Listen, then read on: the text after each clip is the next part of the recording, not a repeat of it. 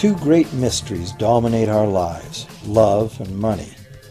What is love is a question that has been endlessly explored in stories, songs, books, movies, and television.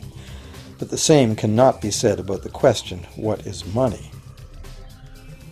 It's not surprising that monetary theory hasn't inspired any blockbuster movies, but it was not even mentioned at the schools most of us attended. For most of us, the question, where does money come from, brings to mind a picture of the mint printing bills and stamping coins. Money, most of us believe, is created by the government. It's true, but only to a point. Those metal and paper symbols of value we usually think of as money are indeed produced by an agency of the federal government called the Mint. But the vast majority of money is not created by the Mint. It is created in huge amounts every day by private corporations known as banks. Most of us believe that banks lend out money that has been entrusted to them by depositors.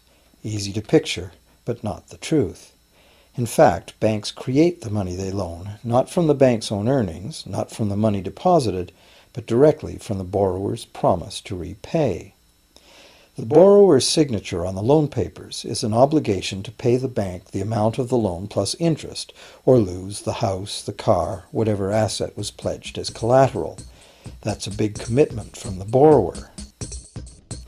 What does the same signature require of the bank?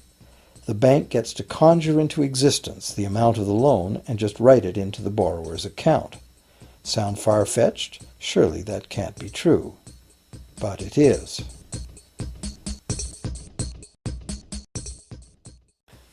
To demonstrate how this miracle of modern banking came about, consider this simple story, the goldsmith's tale. Once upon various times, pretty much anything was used as money.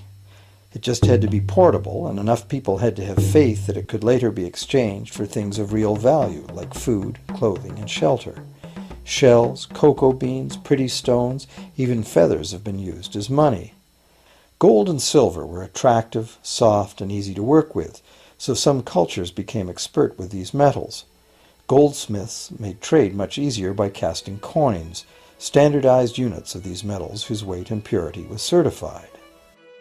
Well, to protect his gold, the goldsmith needed a vault, and soon his fellow townsmen were knocking on his door, wanting to rent space to safeguard their own coins and valuables.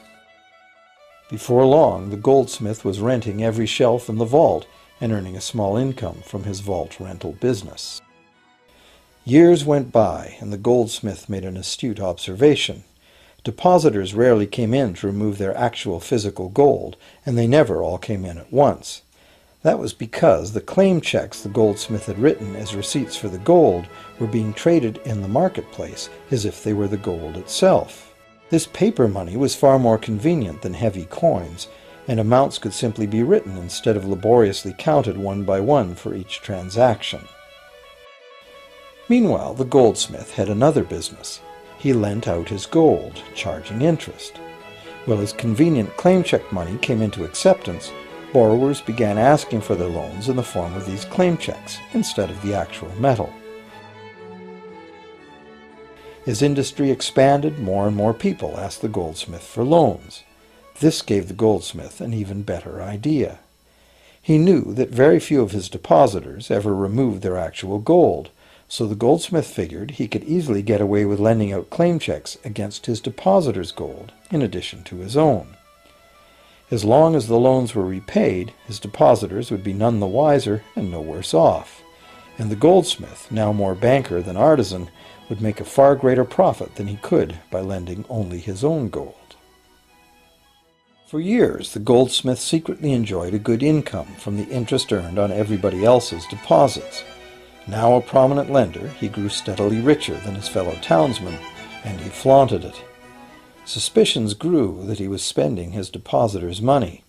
His depositors got together and threatened withdrawal of their gold if the goldsmith didn't come clean about his newfound wealth. Contrary to what one might expect, this did not turn out to be a disaster for the goldsmith. Despite the duplicity inherent in his scheme, his idea did work. The depositors had not lost anything. Their gold was all safe in the goldsmith's vault. Well, rather than taking back their gold, the depositors demanded that the goldsmith, now their banker, cut them in by paying them a share of the interest. And that was the beginning of banking. The banker paid a low interest rate on deposits of other people's money that he then loaned out at a higher interest. The difference covered the bank's cost of operation and its profit. The logic of this system was simple, and it seemed like a reasonable way to satisfy the demand for credit. However, this is not the way banking works today. Our goldsmith banker was not content with the income remaining after sharing the interest earnings with his depositors, and the demand for credit was growing fast as Europeans spread out across the world. But his loans were limited by the amount of gold his depositors had in his vault. That's when he got an even bolder idea. Since no one but himself knew what was actually in his vaults, he could lend out claim checks on gold that wasn't even there. As long as all the claim check holders didn't come to the vault at the same time and demand real gold, how would anyone find out? This new scheme worked very well, and the banker became enormously wealthy on the interest paid on gold that did not exist. The idea that the banker would just create money out of nothing was too outrageous to believe, so for a long time the thought did not occur to people.